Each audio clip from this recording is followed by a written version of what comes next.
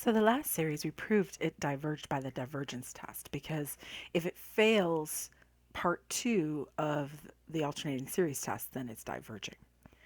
Let's see what's going to happen for the next one. Let's see, we have -1 to the n plus 3 square root of n over n plus 4. So the first thing I need to do is graph this and determine whether or not it's positive and non-increasing. So a sub n, the part that's non-alternating, is the square root of n over n plus 4. So I need to prove that that sequence, a sub n, is positive and non-increasing.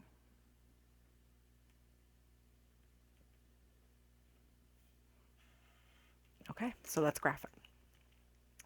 Desmos, old buddy, old pal.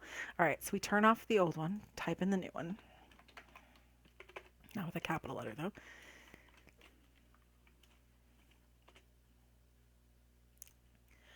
And of course, we don't use n here. We will use the square root of x over x plus 4.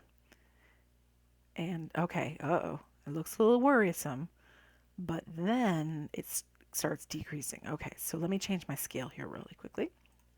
I obviously don't need to see that high in the y direction, so I'm going to go to 0.5 and 0 here.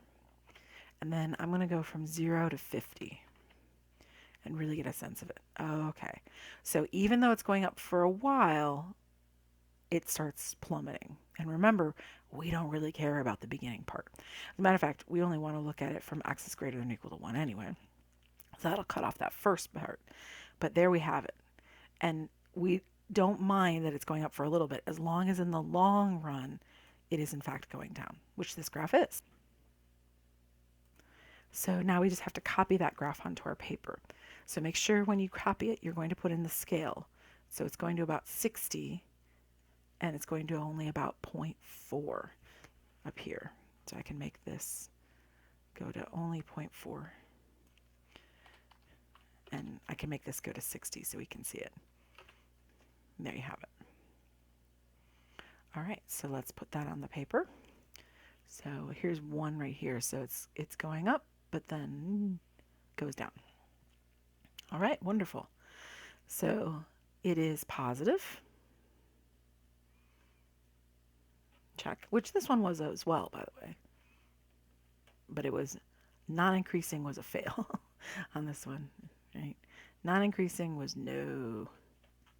Whereas here, non-increasing is sure, right? It's non-increasing after the beginning part. So, which we haven't really had up to this point, but after the beginning, right? That's what we mean in the test when we say greater than some index n, because we don't really care about the first bit of it. The fact that it goes up for a little bit is not really concerning to us. What we care is that in the long run, it is not increasing, and it is. All right, so part 1 is done. Yay. So now we need to prove that the limit of this thing is 0. And it is, but we will prove it. So as part 2, prove the limit as n goes to infinity of the sequence a sub n is 0. Okay, so the limit as n goes to infinity of a sub n is the limit as n goes to infinity of the square root of n over n plus 4, which is the same thing as the limit as n goes to infinity of n to the 1/2 over n plus 4. And we know where this is going. It's not technically a rational expression because that is not that's not a polynomial. So if you want, you could use L'Hopital's rule. So it's infinity over infinity. So by L'Hopital's rule, I would take the derivative of the numerator and the denominator. Well, the derivative of the denominator is 1. The derivative of the numerator is 1/2 n to the negative 1/2. So that's the limit as n goes to infinity of 1 over 2 square root of n, or n to the half if you like. Because this 1 goes away, that 2 goes in the denominator, and so does the n to the half. But that's 1 over the square root of infinity, which is 1 over infinity, which is 0. So this is 0. Well, I guess I can write it. 1 over 2 square root of infinity, which is 0. Right? Square root of infinity is infinity. 2 times infinity is still infinity. And 1 over infinity is 0. We learned that in Calc 1. Therefore, we've done both things. We have the positive, the increasing, and we have the limit at 0. Therefore, this series, which was negative 1 to the n plus 3, notice we don't really care that it's n plus 3. It's kind of irrelevant. That's what I meant when I said back here that it was arbitrary. It doesn't really make any difference. Over square root of n over n plus 4 is a convergent series.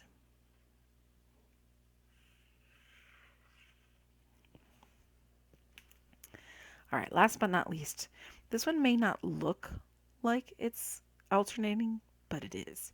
And the trick is the n pi value in there. Let's think about what cosine of n pi would look like as n goes from 2 and so on. Okay, so here's my unit circle. And the cosine of n pi is the cosine of 2 pi, then the cosine of 3 pi, and the cosine of 4 pi, and so on. Okay, cosine of 2 pi, right? The cosine of 2 pi is right here, which would be 1. The cosine of 3 pi is over here, which would be negative 1. Cosine of 4 pi, cosine of 5 pi, cosine of 6 pi, cosine of 7 pi, right? So the cosine value is, of course, the x value on the unit circle.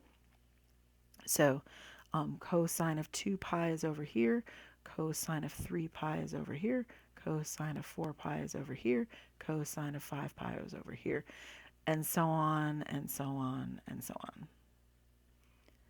Which means that this is a glorified negative 1 to the n, right? So we start off over on the positive side, and then we flip to the negative side. So, and to the n because we're starting at 2 here. So this is the same thing as if they had written n equals 2 to infinity, negative 1 to the n times 1 over the square root of n, which, while I'm on the subject, is n equals 2 to infinity, negative 1 to the n, 1 over n to the half. Or if you like, n to the negative 1 half, either way. Now, check that it works. Negative 1 to the n, because I start off at 2. And negative 1 to the 2 is positive, right? Because I need the cosine of 2 pi, because that's positive. So it's going to start off positive 1, right? This is our first one. And then it's going to go to negative 1, right? Which would be 3. 3 would be negative 1. Then it's going to be 4. 4 is positive 1, and so on, and so on, and so on. So this works. Wonderful. All right, so we actually do have an alternating series. It might not have seemed like it, but we just kind of proved it, that this piece right here is the same as this piece right here. Right, they are one and the same.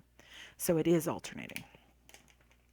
All right, so now look at our a sub n. A sub n is right here. So step 1, I need to prove a sub n is positive and increasing. Oh, non-increasing, my goodness. Non-increasing. Decreasing-ish. Non-increasing. Well, as per usual, this should be pretty easy to do because we have Desmos. So we will just make it graph.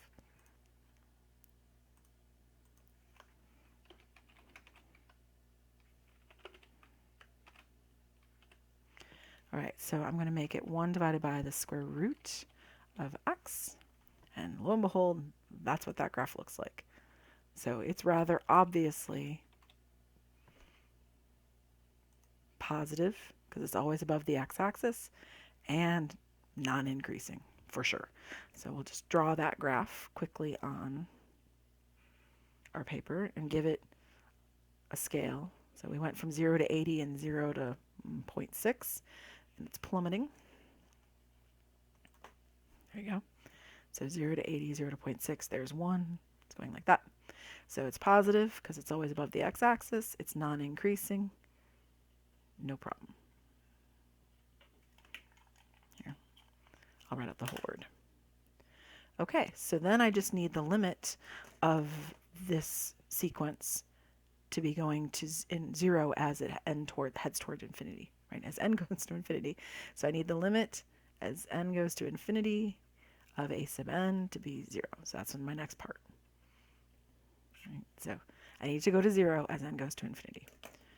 Well, again, that's pretty obvious. The limit as n goes to infinity of a sub n is the limit as n goes to infinity of 1 over the square root of n. And 1 over the square root of infinity is 1 over infinity, which is 0. We've got it. Therefore, this is a convergent series.